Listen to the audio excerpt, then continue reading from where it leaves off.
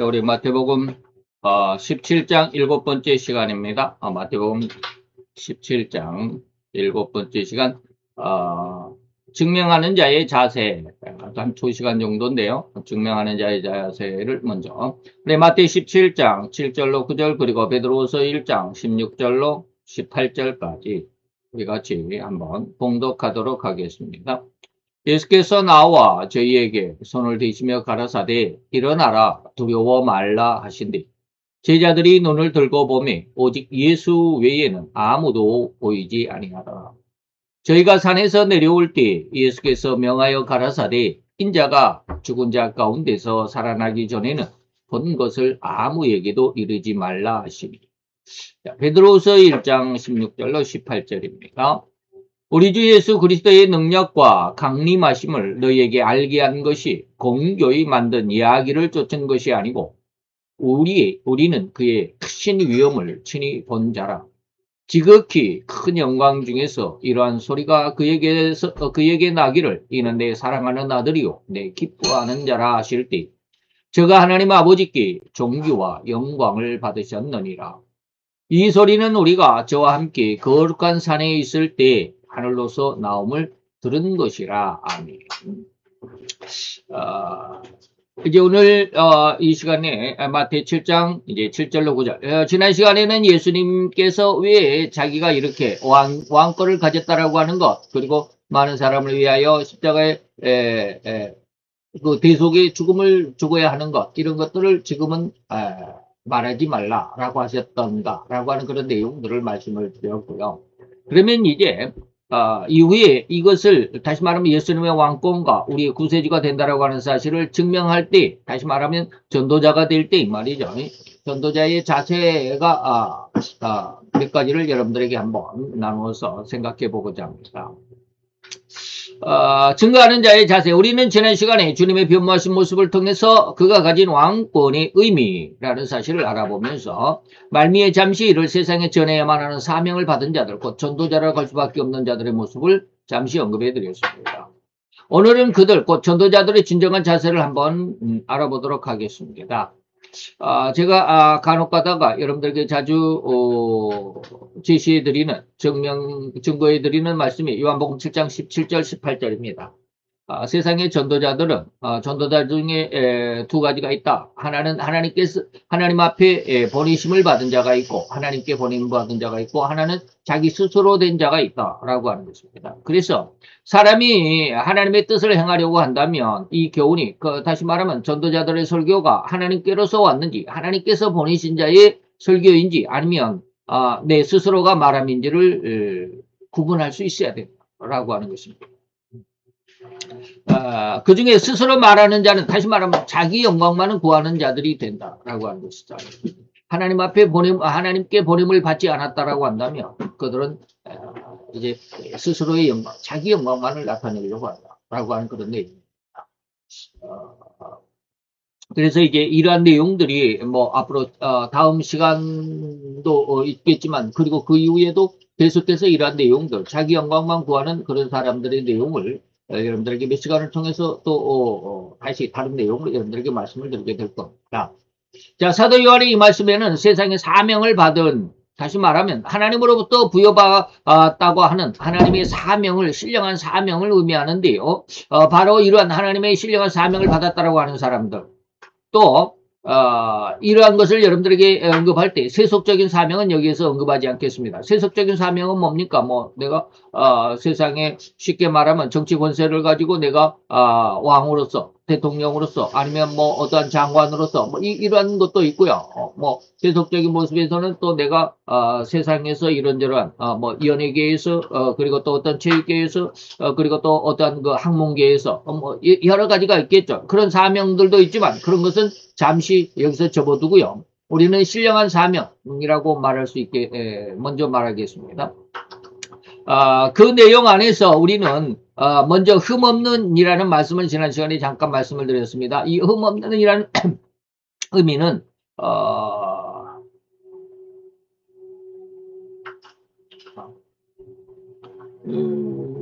흠없는 자라는 말을 제가 여러분들에게 말씀을 드렸어야 되는데 여기 얼른 안 나와 있네요. 다시 말하면 예수님 앞에 우리는 흠없는 일련된 어린 양이다라고 이렇게 예수님을 말씀을 드리는데 여기서 흠없는이라는 이 말의 의미는 구세주 예수 그리스도에게만 한정된 것이 아니라 오늘 이 흠이 없다라는 어린 양이 행하신 대속의 죽음을 세상에 전하고자 하는, 다시 말하면 전도자에게도 흠이 없는 이러한 은혜가 절대적으로 필요하다라고 하는 말씀을 중심으로 해서 오늘 이 시간 드리고자 한다라고 하는 것입니다. 자, 이 부분을 우리가 더욱 세밀하고 명확하게 밝혀드리도록 하는데 과연 전도자의 정결함과 거룩함은 어떠한 생태로까지 성장해야만 하는지를 우리가 잘 알 수 있어야 합니다. 먼저 사도 바울이 로마 교회 교인들에게 선포하고 강력하게 권면했던 그 의미로부터 한번 출발을 해보도록 하겠습니다. 여기서 우리가 여러분들에게 제가 제시해드리는 간혹 가다가 여러분들에게 제시해드리는 말씀이 있습니다. 로마서 12장 1절 2절에 보니까 하나님께서 우리에게 요구하시는 진정한 신앙의 모습이죠. 너희 몸을 하나님 앞에 하나님께서 기뻐하시는 거룩한 산제사, 다시 말하면 우리가 살아있는 산제물로서의, 그리고 또 우리의 삶이 산제사로서의 그러한 삶이고 우리의 생애가 되어야 된다라고 하는 것입니다. 그래서 거룩한 산제사가 뭐냐? 이것이 바로 너희가 하나님 앞에 드릴 영적 예배인데, 거룩한 산제사의 특징이 세 가지가 있습니다. 너희는 이 세대를 본받지 말라라고 하는 것입니다. 이 세대의 그 생태가 어떻게 살아가느냐. 다시 말하면 제가 늘 말씀드렸던 그 죄성의 모습, 전반적인 우리의 삶의 모습이 이 세대입니다. 그래서 이 세대의 그러한 생태를 본받지 말라.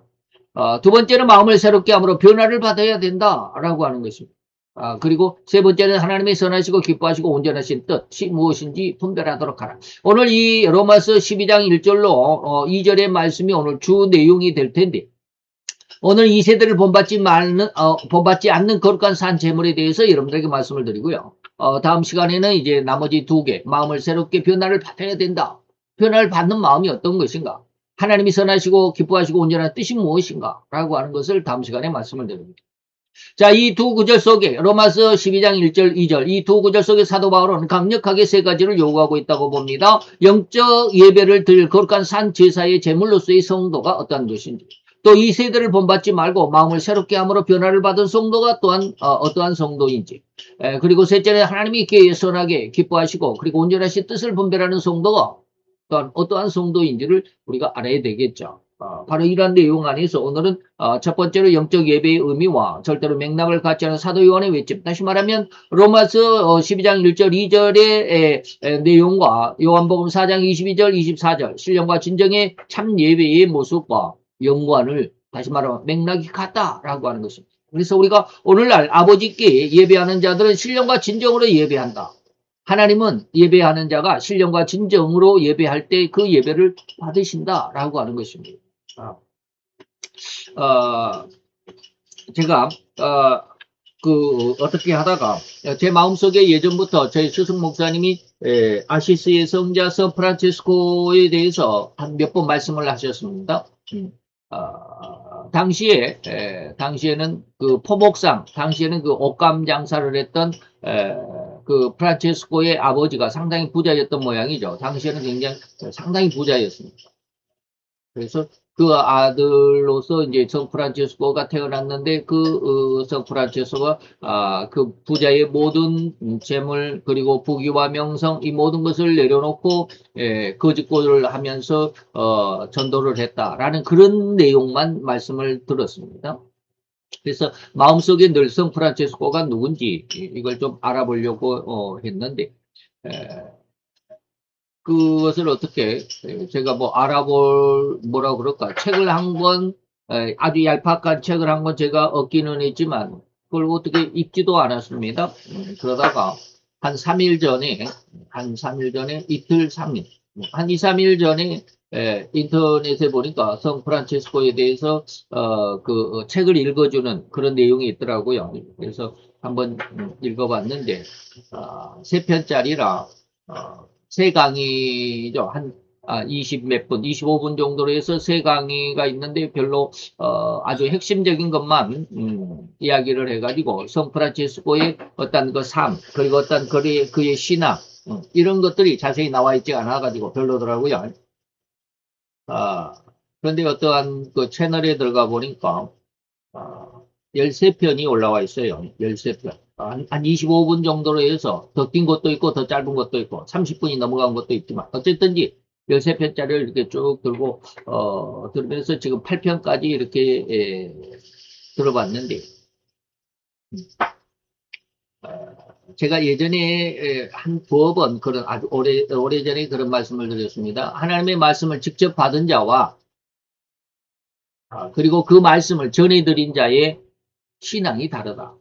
심성이 다르다. 그래서 모세, 하나님의 말씀을 직접 받은 모세의 그런 심성, 그리고 하나님의 말씀을 직접 받은 자의 삶의 생태, 그리고 그 말씀을 전해드린 일반 백성들, 다시 말하면 유대인들의, 히브리인들의 그런 삶의 모습이 전혀 달랐다. 그래서 그런 것을 좀 어떻게 다른가라고 하는 것을 많이 의문을 품고 있었는데 프란체스코의 내용을 한번 좀 13강의 중에서 8강을 이렇게 들어보고 난 다음에 느낀 것이 뭐냐면, 물론 그 앞에 3강이 제가 그 짤막하게 어떤 내용만 담겨 있다, 생애만 담겨 있다라고 하는 그 내용이 전반적인 것을 한번 듣고 나서 이제 이 8번째 자세하게 그가 어떠한 신앙생활 공동체를 어떻게 시작을 했고 뭐 했고 하는 이러한 것을 13편으로 이렇게 쭉 나눠서 이야기를 하는데 그걸 들으니까 굉장히 이해가 되더라고요.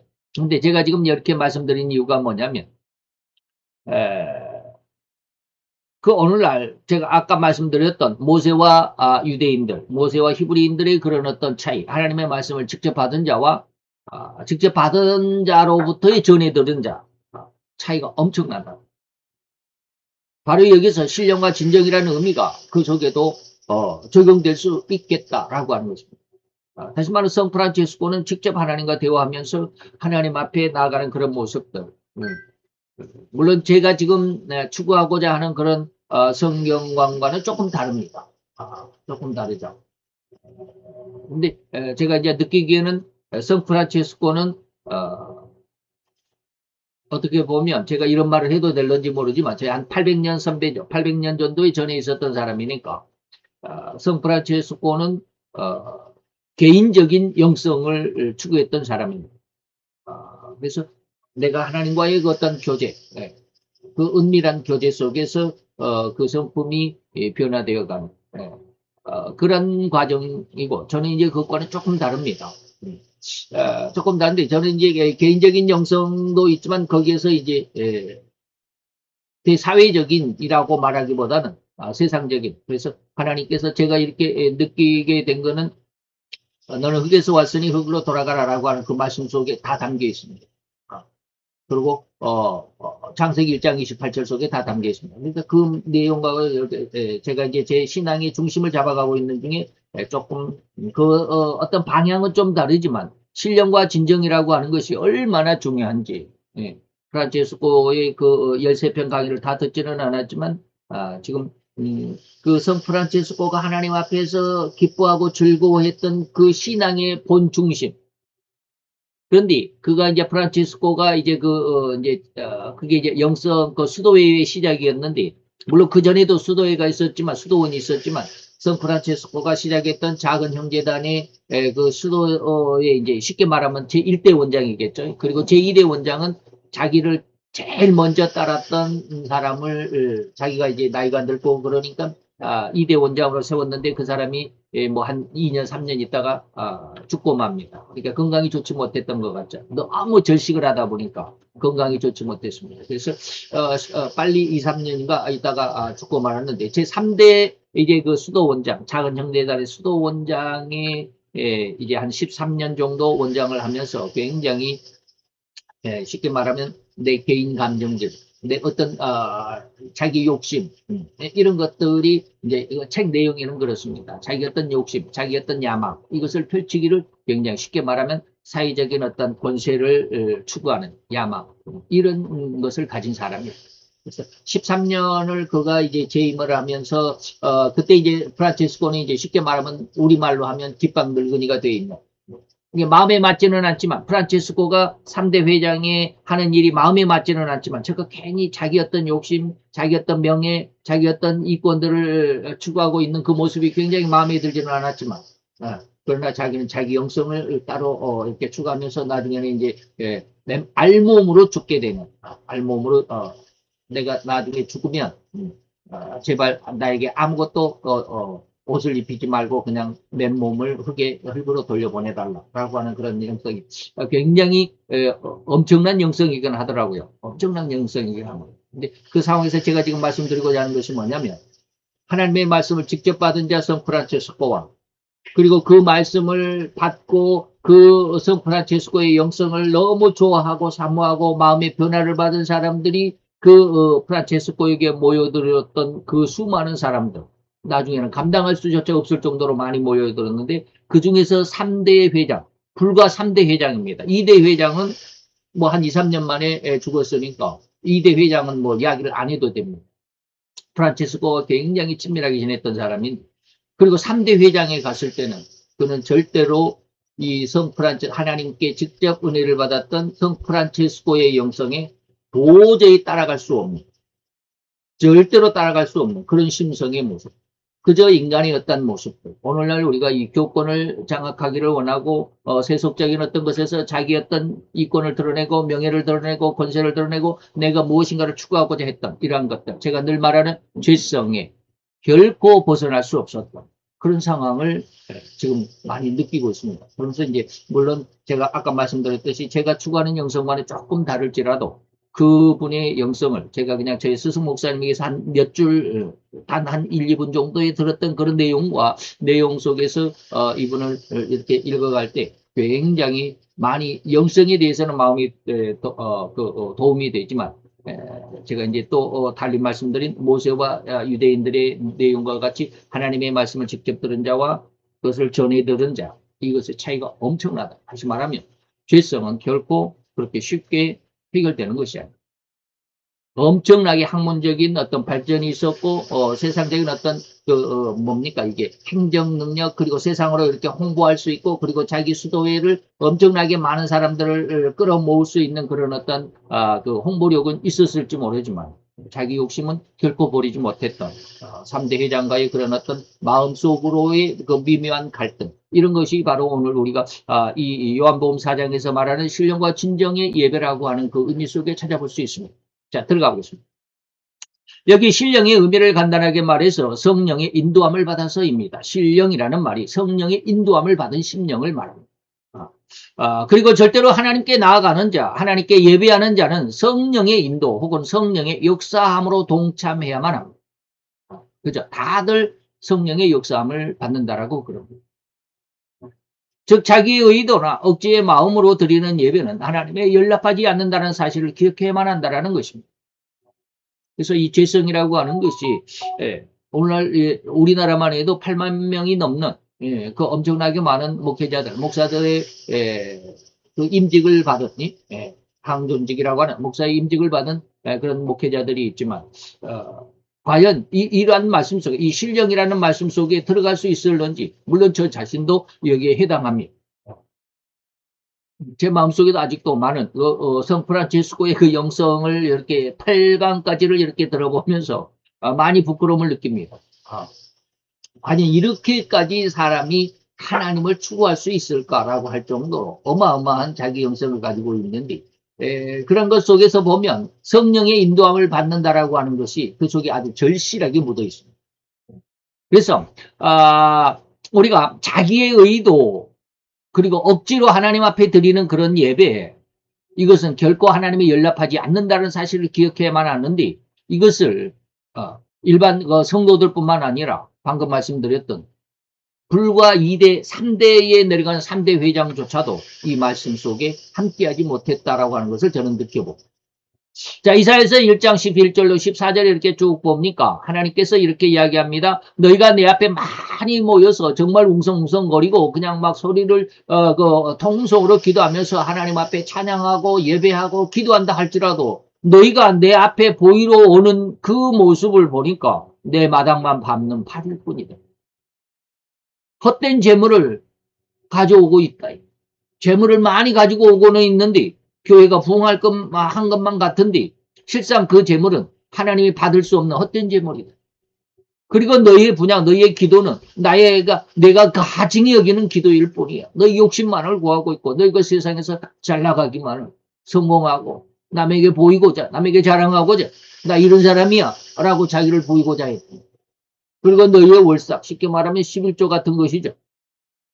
한 달에 한 번씩 내는, 예. 월삭과, 그리고 너희들이 지키는 안식일과, 그리고 대모임으로, 대예배로 모이는 것조차도 그러하니, 성회와 아울러 악을 행하는 것을 내가 견디지 못하겠다. 내 마음이 너희의 월삭과 정한 절기를 싫어할 뿐이다. 라고 이사야를 통해서 이사야 첫 1장에서부터 하나님이 이렇게 마음을 토로하고 계시다. 그런데 오늘날 성도들은 과연 무엇이 성령의 인도함을 받는 것인지조차도 명확하게 알지 못하고 있음을 부인할 수가 없습니다. 그러죠. 제가 이제 갑자기 이 말씀을 뭐라고 그럴까? 이 말씀을 드리고자 해서 이렇게 한 2, 3일 전에 성프란체스코 수많은 사람들을 제가 거기에 다운을 받아놨습니다. 어마어마하게 많은 사람. 제가 누군가를 예전에 제가 뭡니까 프란시스 셰퍼인가요? 무슨 셰퍼인지 그분의 아브라함 셰퍼 프란시스 셰퍼인가 하는 그 셰퍼 목사님의 책을 제가 번역한 것이 아니라 뭡니까 이렇게 원고를 정리한 적도 있습니다. 근데 지금은 뭐 다 잊어버렸지만 그분의 것도 있고요.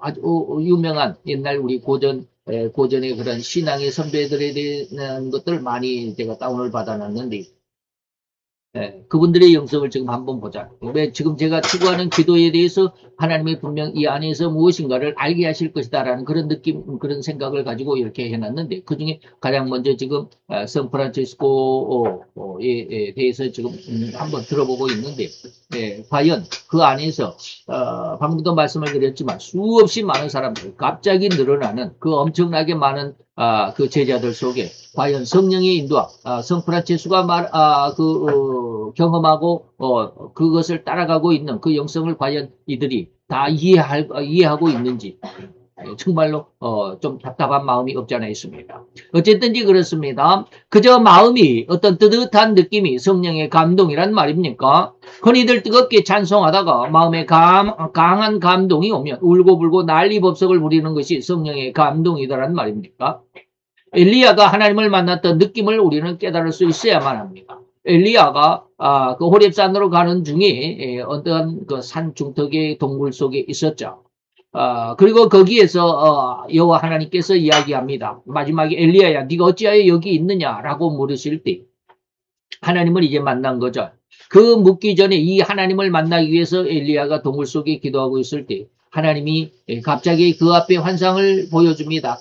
강한 바람, 온통 세상을 날려버릴 것 같은 어마어마하게 강한 바람. 이것은 실제 있었던 바람이 아니라 영적으로 지금 환상 중에서 아니면 영적으로 지금 느끼는 그런 모습입니다. 그러기 때문에 아마 온 천지 우주가 그냥 막 바람에 휩쓸려 나가는. 그런데 그 안에 하나님이 이 강한 바람이 산을 가르고 바위를 부수는 정도의 엄청난 바람이죠. 근데 그 속에 하나님이 계시지 않습니다. 바람 위에 엄청난 지진, 세상의 모든 것들을 다 빨아들일 수 있을 정도로 그냥 완전히 땅이 갈라지고 모든 세상을 다 집어삼킨 그런 지진이 있었는데 그 지진 가운데서도 하나님은 계시지 않아요. 그리고 지진 후에 또 불이 나타나가지고 불가운 이 불이 그냥 온통 세상을 다 삼켜버렸죠. 그래서 쉽게 말하면 이런 강한 바람이나 지진이나 불은 무엇을 말합니까? 우리 신앙 어떤 그 활동, 신앙 활동이라는 말이 맞을지 모르겠습니다. 우리가 그런 내용들, 우리 그 신앙생활 속에서 나타나는 그 어마어마한 여기 가면 예수가 있다, 저기 가면 그리스도가 있다라고 말했던 그 엄청나게 그런 모든 영적인 그런 신앙의 모습 속에서도 하나님은 계시지 아니에요. 그런데 그 불 후에 세 번째 그 불 후에 세미한 소리가 아주 들리들 맞듯 정신을 집중하지 않으면 들을 수도 없을 정도로 아주 약한 그 세미한 음성으로 하나님이 나타나셨다. 우리는 어떻습니까? 무엇인가 그냥 강하게 무엇인가 저기 가면 하나님을 만날 수 있다. 성령의 역사가 있다 하고 하는 것에 쫓아가기 마련이잖아요. 그런데 그런 곳에 하나님이 안 계시더라. 세미한 음성 속에 다시 말하면 너 자신이 하나님과 관계가 맺어질 때, 예, 통로가 열려질 때, 예, 하나님께서 만날 수 있다. 이러한 일명 흥분되는 어떠한 상황, 흥분된 어떤 기분, 그리고 흥분으로 가득한 어떤 그 분위기 속에서 하나님을 만나는 것이 절대로 아니다라는 것을 우리가 이 엘리야를 통해서 알아볼 수 있어야 합니다. 두 번째로 이제 신령에 대해서 알아봤고, 두 번째로 진정은 뭡니까? 진정한 마음인데, 이건 마음 전체로 하나님을 경외한다라는 그런 의미입니다. 시체 말로 눈꽃만큼도 빈틈이 없는 완전하게 100% 하나님께 충만함을 의미합니다. 그래서 그런 내용들, 우리는 이런 말을 제가 아무리 이야기해봐도 잘 이해를 할 수가 없죠. 근데 이제 아까 제가 말씀드렸던 샌프란시스코의 그런 영성의 삶의 모습에서 보면 조금 알 수 있습니다. 그런 내용들, 제가 지금, 프란체스코에 대한, 그 강의 시간이나 설교 시간이 아니기 때문에 다 말씀을 드릴 수는 없지만, 100% 하나님으로 충만함. 인간은 결코, 하나님의 뜻을, 다시 말하면 인간의 육정, 그리고, 세상 속에 살아가는, 제가 늘 말하는 죄성, 이것을 결코 떠날 수 없는 그런 상황에, 성프란체스코도 엄청나게 고민을 많이 했더라고요. 정말로 고민을 많이 했습니다. 그래서, 우리 신앙이 아닌, 그래서 이태리를 소개하는 그런 여행 사이트도 있어요. 여행 사이트도 있는데, 어떤 여행사 아가씨가 이제 아시스의 성프란체스코 성당에 대해서 이렇게 쭉 이야기를 하는데, 성프란체스코의 성당 안에 가보면, 성프란체스코의 동상 옆에 그 주변에, 장미가 있답니다. 장미가 있는데, 이것은 세계에서 오직 한 종밖에 없답니다. 거기에서만 있답니다. 근데 그게 뭐냐면, 가시가 없는 그 장미라. 가시는 다 장미가 있죠. 아니죠. 가시는 장미가 있는 게 아니라, 장미는 다 가시가 있죠. 근데 성프란체스코의 동상 주변에만 있는 그 장미는 유일하게, 세계에서 오직 한 종만 유일하게 가시가 없다. 그래서 왜 그러냐면, 성프란체스코가 기도하다가 아니면은, 삶 속에서 정욕의 어떤 번뇌 속에 있을 때, 그것을 아무리, 털어버리고자 해도 털어내버릴 수가 없을 때, 자기가 그냥 완전히 옷을 벗고, 팬티만 입고 가시밭에, 가시장미 속에 들어가가지고 그냥 막 뒹굴었더니 온 몸이 완전 피투성이가 피떡이 돼버리죠. 그렇게 하다가 보니까, 장미에 가시가 없어졌다. 그런 전설이 있다라고 그러는데, 어쨌든지 그렇습니다. 인간의 모습은 죄성을 떠날 수가 없습니다. 100% 하나님으로 충만해질 수가 없습니다. 그러면서 이제 그는 서서히 하나님 앞에 성장해 간다라는 그런 내용이 어쨌든지 그렇습니다. 100% 하나님으로 충만하게 할 수 있는, 제가 지금 불가능을 여러분들에게 제시하는지도 모르겠습니다. 이게 진정입니다. 여러분은 과연 이러한 마음이 가능하다고 생각합니까? 나는 절대로 성령 충만함으로 하나님께 예배한다라고 생각하고 계십니까? 그러한 마음, 곧 그러한 자신감과 믿음의 경의를 제가 표하고는 싶지만, 실상을 말한다면 그러한 여러분들의 마음은 진정한 믿음이 아니라고 감히 말씀을 드릴 수 있습니다. 인간은 결코 100% 하나님 앞에 충만한 그런 믿음, 그런 마음, 그것을 가질 수가 없어요. 이 죄성이 그 자신을 절대로 장악하고 있고, 그 자신은 죄성에 자기가 지금 붙잡혀 있다는 것조차도 모릅니다. 자기가 행한 모든 것은 믿음 때문에, 하나님의 영광 때문에 하고 있다고 생각합니다. 그 진정한 예배자의 마음이 아니라고 감히 여러분들에게 단언해드리고 싶다. 그것은 단지 신자 자신의 감정일 뿐이라고 여기서 완전히 100% 그냥 환하게 밝혀야만 한다라는 그런 내용으로 여러분들에게 지금 말씀을 드리는 말입니다. 이러한 저의 주장은 정말입니다. 많은 신자가 자기 감정과 성령의 감동을 오해하고 구분하지 못하고 있다고 해도 절대 과언도 아니고 틀린 말도 아닙니다. 100% 하나님으로만 충만한 마음을 반대로 말하자면 세속적인 마음이 절대로 0%라는 마음입니다. 100% 하나님으로 충만했다, 이 말은 세속적인 마음이 0%다. 세속적인 마음이 전혀 없다 라고 말할 수 있습니다. 근데 이런 마음은 과연 인간 속에는 있을 수가 없다. 이 죄성이 사로잡혀 있고 죄성을 결코 떠날 수 없는. 근데 이제 여기서는 지금 여러분들에게 완전히 절망감을 들릴 수 있으면 좋겠습니다. 근데 이제 그 이후에 보면 알겠죠. 곧 회개는 죄를 회개하고 청결함을 얻었다라는 뜻을 다른 각도로 들여다본다면 죄에 대해서는 완벽하게 철저하게 씻어냈다는 의미인 것을 여러분들이 다들 잘 알고 있을 것입니다. 철저하고 완벽하게 씻어냈다, 청결케 했다라는 의미를 죄의 측면에서 보면 죄가 절대로 단 호리만큼도 남아있지 않게 됐다는 의미와 같은 말인데, 즉 죄에 대해서는 완전하고 철저하게 없어져 버린, 흔적조차 찾아볼 수 없는 아무런 소유의 사실조차도 증명하기 어려운 자요, 그런 심성이 바로 진정의 마음입니다. 이러한 내용을 설명하려면 하루 종일 제가 여러분들에게 말씀드려도 모자랄 판인데, 이것을 다른 방향으로 좀 설명해 보겠습니다.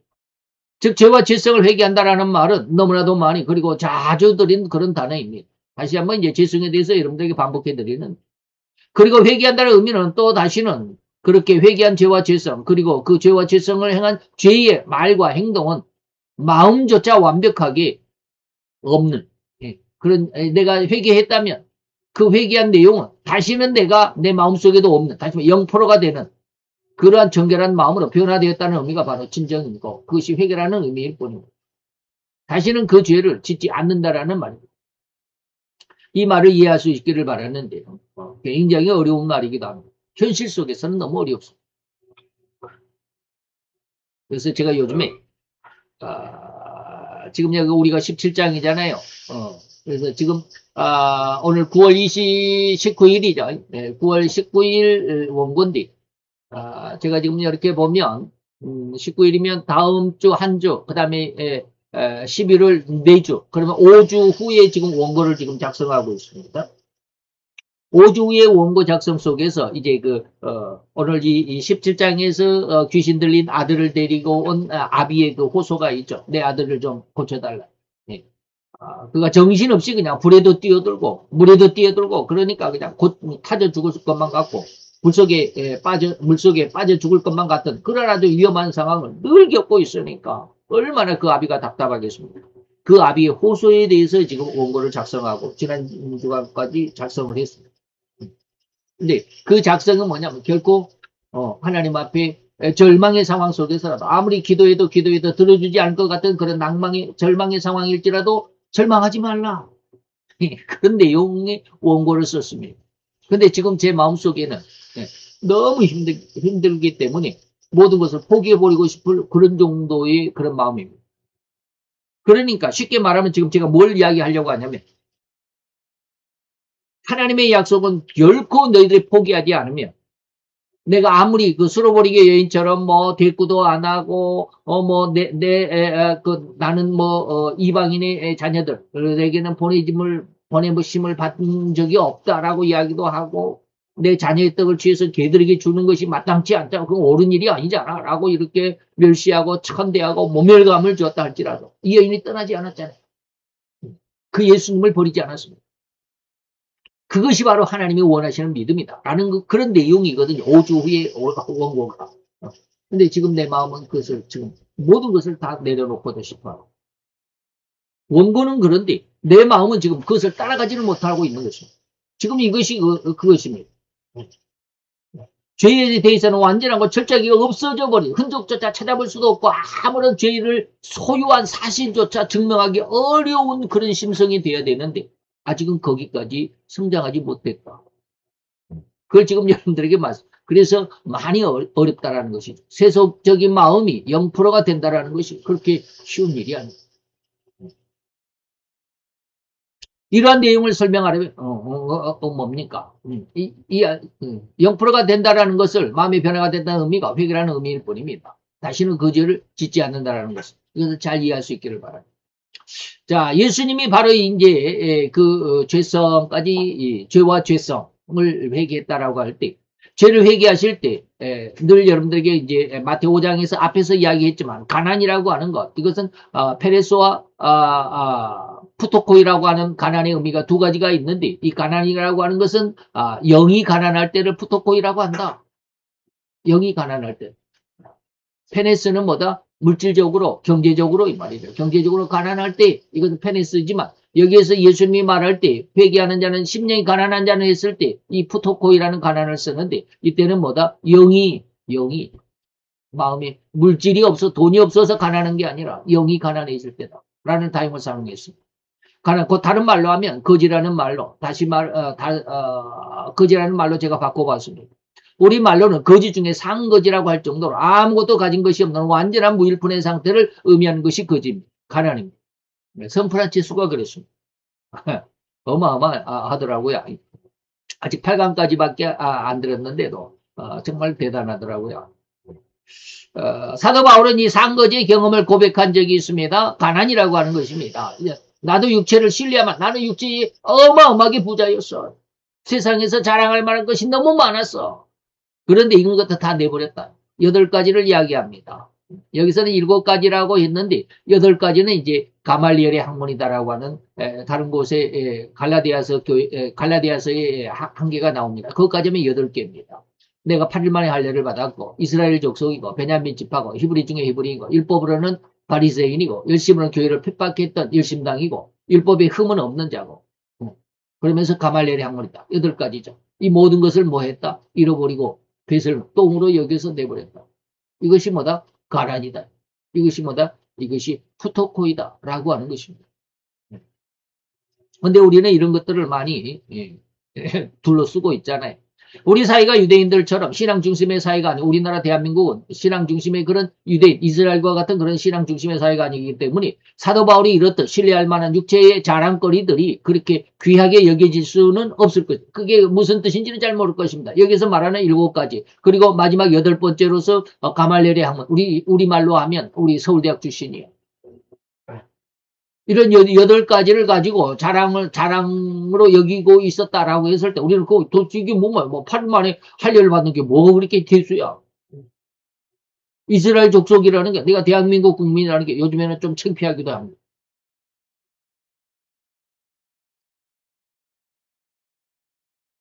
그러나 유대인들에게는 이보다 더 큰 자랑거리가 없을 정도로 아주 엄청난 능력이고 그러한 실력이 바로 여기에 오늘 빌보서 3장 4절로 8절 그 중에 5절 6절에는 사도 바울의 7가지가 자랑거리가 나열되어 있습니다. 이러한 자랑거리는 오늘 우리에게 적용해 보자면 아마도 이 사도 바울은 사울이었을 당시에는 그 사회에서 검찰총장감이다.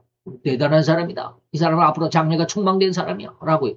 이런 말로 바꿔도 될 법한 아주 엄청난 자랑거리고 그런 어떤 가문의 영광점으로 여길 그런 경력, 커리어라고도 할 수 있는 그런 조건들이었습니다. 그러니까 우리는 그것이 아유 별론데 저도 안 갖겠는데 라고 하지만 유대인들에게는 이것이 엄청난 자랑거리였다 이 말입니다. 그런데 사도 바울은 바로 예수를 더욱 알고 싶었을 때 이런 모든 자랑거리, 그 세속적으로 자랑거리가 되고 자기 삶과 생활이 절대적으로 필요하고 개인관계 또는 다시 말하면 인간관계라고 할지 모든 면에서의 필요한 거의 모든 것을 다 배설물, 똥으로 여기서 버렸다는 의미가 아니겠는가요? 그래서 인간관계에서 또한 이 사회생활에 있어서 단호리만큼의 의지할 그 무엇도 아무것도 없는 완전히 상거지가 된 그런 상황을 의미할 때 이것이 바로 푸토코이다. 이것이 바로 무일푼이다. 그런 의미. 우리가 흔히들 단순하게 말하는 무일푼이라는 의미를 말은 맞지만 우리가 말하고 있는 그 마음의 생각과는 좀 상상할 수 없을 정도로 차이가 많이 날 수밖에 없죠. 무일푼이다라는 말과 즉 여기서 말하는 푸토코이라는 말과는 상상할 수조차 없는 그런 어떤 가난, 그런 상거지 중에 상거지. 이런 것. 최악의 빈곤을 의미한 그런 고백이다라고 하는 것이죠. 자, 이런 무일푼일 때 세상은 어떻게인가? 세상은 어떻게 우리를 대할 것인가? 프란체스코도 그렇게 이제 거짓고를 하고 돌아다닙니다. 이게 자기 아버지는 부자잖아요. 재벌 수준이라고 할 수 있을 정도로 당시에는 아마 그랬을 수도 있을 것 같습니다. 근데 아들이 오면은 그냥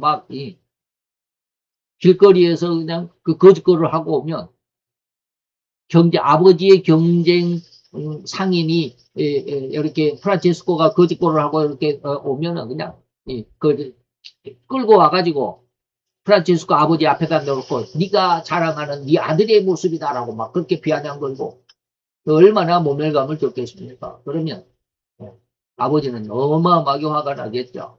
그래서 막 욕을 하고 그냥 아들을 그냥 때리고 멱살을 잡고 그냥 내동댕이 치고 완전히 그렇게 나중에는 자기 집 지하 감방에다가 그냥 가둬버리기도 하고 말이에요. 그런 어떤 아버지에게도 형제들에게도 왕따를 당하는 이것이 바로 무일푼의 모습입니다. 이게 무일푼일띠, 절대로 재물만이 아니라 지식도, 건강도, 그리고 사회적인 직위 또는 직분조차도 절대적인 고립의 상태가 될 것입니다. 우리가 흔히 말하는 왕따의 상황입니다. 곧 지금 죽음 직전의 상황이라고 해야만 할 것입니다. 그리고 이것을 계시록에서는 666표를 받지 않는 자의 상황이라고 말할 수도 있습니다. 666표를 받지 않으면 절대적으로 사회적인 매장 상태다 이 말입니다. 666표가 없으면 종이 한 장 살 수가 없으니 말입니다. 그래서 이 표를 가진 자 외에는 매매를 못하게 한다. 시장에 나갈 수가 없어요. 그러니까 완전 매장이잖아요. 완전 왕따가 되어버린 이게 가난입니다. 그 사회적으로 절망감을 느끼는 그런 감정과 같을 수밖에 없습니다. 그 절대적인 참혹함, 인생 중에서 가장 비참하다는 느낌을 받을 뿐이고 참담함을 뼈저리게 느끼는 그러한 완전하고도 완벽한 절망감을 느낌과 같은 그런 상황입니다. 경제적으로 군세적으로도 그 어느 관계에서도 절망감일 뿐입니다.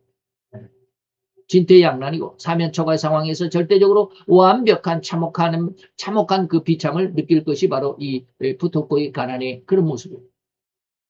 그러나 우리말에 보면은 하늘이 솟아나도 무너져도 솟아날 구멍이 있다라는 그런 말이 있지만 오늘 우리에게 요구하시는 하나님의 가난, 이 부토코의 가난은 이 말이 해당되지 않습니다. 하늘이 무너질지라도 솟아날 가망조차 개미구멍조차 얻을 수 없는 그런 절망 그 자체를 뭐다? 부토코이. 이 말이 이해가 될 수 있어야 합니다. 완전한 절망. 그것이 느껴져야 됩니다. 하나님 앞에 내가 도움을 받을 수 없을 정도로 그런 추악한 모습이다. 하나님은 이런 상황을 야곱에게 적용하실 때 너를 내가 지렁이라고 불렀다 라고 이렇게 말합니다. 지렁이 같은 너 야곱아. 완전한 멸시, 모멸감의 상태다. 밟으면 꿈틀거리겠지만 아무런 저항도 할 수 없는 이러한 상태, 그 세상에서는 절대로 호리만큼도 도움을 얻을 수조차 없는 완전한 왕따일 그때 바로 하나님의 도우심이 손길이 그때 나타난다. 이때까지 참아. 그래서 성프란치스코는 그렇게 이야기합니다. 네가 정말 굶어 죽을 것 같아가지고 도저히 참다 우리말에 뭐 3일 굶으면 남의 집 담장을 넘지 않을 사람이 없다라고 했듯이 도저히 견딜 수 없어서 부잣집에 문을 두드렸더니 하인이 나와가지고 이거 이 거지야 하고 그냥 외면을 했을 때 욕하고 외면을 했을 때 그를 위해서 기도해 줄 수 있어야 돼. 거기에 실망하면 안 되고 오히려 너에게 욕했던 그 하인을 보고 주인도 아니고 하인이 나와서 그것을 용서해 주고 그를 위해서 기도해 줄 수 있어야 돼. 그리고 되돌아가는 것이 아니라 다시 한번 문을 두들겨봐. 그러니까 두 번째로 문을 아이고 이게 그냥 가라고 그랬는데 안 가. 그러고 그냥 막, 우리나라 표현으로 하면은, 소금 한 바가지 갖다가 그냥 막, 뿌리고 말이죠. 다시는 오지 말라고 막 그렇게 욕하고, 그러겠다. 그래도 네 마음속에 그를 미워해서는. 프란체스가 하는 말이, 제자에게 하는 말이 그거. 세 번째 다시 문을 두드렸는데 그 사람이 이제는 그냥 나와서 그냥 막 몽둥이로 찜질을 때리고 너를 발로 차고 내동댕이 치더라 할지라도 네 몸이 그렇게 산산 그 뭡니까 피투성이가 된다 할지라도 그를 위해서 기도해야 돼요. 그럴 때 뭐다? 하나님이 무엇인 줄 알게 될 거야. 이때 하나님의 도우심이 나타나. 이게 바로 제가 늘 이야기했던 애통입니다. 애통. 그때 하나님이 뭐한다? 위로의 은혜가 온다 그랬습니다. 애통하는 자는 복이 있나니 그가 뭐한다? 위로를 받는다. 그 위로가 바로 이 하나님의 도우심입니다. 이때가 언젠가 죄성이 해결됐대요. 이때가 언젠가 죄에 대해 의에 대해 심판에 대해 책망을 받을 때 그때 위로의 은혜가 온다. 이게 바로 뭐다? 진정이다 라고 하는 것입니다. 이 순간이 바로 성도가 영으로 살아가는 첫 출발점이다. 물론 영으로 살아가는 첫 출발점이다 그랬는데 조금 출발점이 많이 뒤로 물러가 있는 느낌이긴 하지만 영으로 살고자 했을 때 이거 바로 영의 삶의 시작이 되는 순간입니다. 이제 영적인 은혜를 얻는 성도는 세상을 이기는 성도가 되어가는 것입니다. 세상을 이기는 그러한 시작이 됩니다. 세상을 이기는 권능의 성도가 된 것입니다. 죄와 마귀까지도 이기는 능력인 영성인으로 성장했다라는 징표이기도 합니다. 그리고 이러한 진정과 신령의 심성이야말로 예수 그리스도를 세상에 널리 증명할 수 있는 진정한 전도자가 됩니다. 그래서 하나님의 말씀을 직접 받은 자와 하나님의 말씀을 받은 자에게 듣는 자와 차이가 있다. 그런데도 여전히 성도의 심성이 이 세속적인 많은 것들, 곧 남들처럼 잘 살아보고자 안간힘을 쓰는 이런 상황이라면, 남들 앞에 성공했다는 소리를 듣고 싶은 그런 마음이 있다면, 남들보다 조금은 앞서가고 싶고 인정받고 싶은 그런 마음이 있다면, 남들보다 더 좋은 집을, 남들보다 더 큰 자동차를 가지고 싶은 욕망이 아직도 여전히 남아있다고 한다면, 아직도 내 자녀만이 최고고 내 아들과 딸들만이 진실로 큰 자랑거리로 삼고 싶은 그런 마음이 여전히 남아있는 상태랍니다. 그는 아직도 죄에 대해서 0%가 되지 못했다는 강력한 반증이 아주 극단적인 말을 제가 늘 이렇게 원고에 쓰고 있지만 저도 아직 이뤄내지는 못하고 있습니다. 근데 하나님이 왜 그럴까요? 저에게 이런 것을 많이 보여줍니다. 아직은 나도 되지 못했지만 하나님이 이걸 배우라고 하는 것인지는 모르겠어요. 배우고 네가 좀 알고 그것으로 네 길을 네 갈 길을 잡아라. 라고 하신 것이 아닐까라고 생각해 봅니다. 어쨌든지 하나님이 많이 알기는 하십니다. 하나님보다는 나의 아들, 딸과 더 귀해 보이고 이뻐 보이고 나의 능력과 학력의 결과는 학사와 석사, 박사 학위가 위대하게 느껴지는 그런 심성이 어떻게 하나님께만 영광을 돌릴 수 있는 진정한 심성이겠나 이 말입니다. 전도자에게는 절대로 이러한 세속적인 인간적인 그 무엇도 남아있는 상태가 되어서는 안 됩니다. 그래서 흠없는 어린 양이라고 했을 때 흠없다라는 말이 신령과 진정의 말과 지금 연결시켜 드리는 겁니다. 그게 바로 뭐다? 영적 예배고 너희들의 산제사의 삶이다 라고 합니다. 철저하게 세속적인 인간적인 사회적인 모든 방면에서 완전 제로 상태의 욕망이어야만 합니다. 그에게 있는 욕망이라면 오로지 예수 그리스도로만 영광 받도록 하는 마음이어야 할 뿐이다. 그런데도 신자라는 성으로 불리는 수없이 많은 자들이 이러한 인생 막장이라고 할 수 있는 그 상황에 떨어지는 것을 우리는 절대로 선택하지 않아야만 합니다. 무슨 말인지 이해가 되죠? 세상 것으로 뒤덮여 있는 그런 삶, 우리의 죄성의 삶을 좋아하지도 않아야만 합니다. 바라지도 않아야 됩니다. 오히려 세상에서 더욱 남보다 잘난 자신이 되기를 바랄 뿐이지 않는가. 이러한 세상이 인정하고 모든 사람이 자신을 인정해주는 그런 빛난 성공과 영광과 행복이라고 여기는 많은 재물을 얻고 걱정 없이 평안한 삶, 여유로운 삶을 살아가고자 하지 않는가 이 말입니다. 절대로 세상에서 왕따고 그러한 상거지 상태가 진실로 세상을 벌리는 상태고 이러한 일일진데 우리는 이것을 선택할 사람이 과연 얼마나 있겠나. 참으로 깊은 기도 속에서 하나님의 세미한 음성을 들을 수 있기를 축원해 봅니다. 기도합시다. 할렐루야. 주님 오늘과 귀한 사랑과 영광을 감사를 드립니다. 오늘 아버지 하나님의 영광을 세상에 드러낼 수 있는 곧 아버지 하나님 앞에 아버지의 본의심을 받는 자 귀한 이 자격을 얻는 자의 한 가지 신령과 진정의 심성을 다시 한번 되돌켜 보았나요. 아버지의 귀한 은혜와 홍충이 우리 가운데 있고 또한 우리로 인해서 하나님의 영광을 드러낼 수 있는 귀한 은혜의 역사를 이루어갈 수 있는 아버지 하나님의 은혜가 또한 시간이었기를 바랍니다. 하나님의 귀한 은혜와 홍충이 우리로 하여금 더욱 하나님의 말씀의 깊은 의미 속으로 하나님의 깊은 진리의 깊은 곳으로 인도하시는 은혜의 역사가 이어지는 시간들이 되기를 원하고 또한 하나님 이 시간도 귀한 이 은혜의 진리로 인도하시는 은혜의 시간이 된 줄로 믿고 감사를 드립니다. 예수 그리스도 이름으로 기도하여 싸우는 아입니다.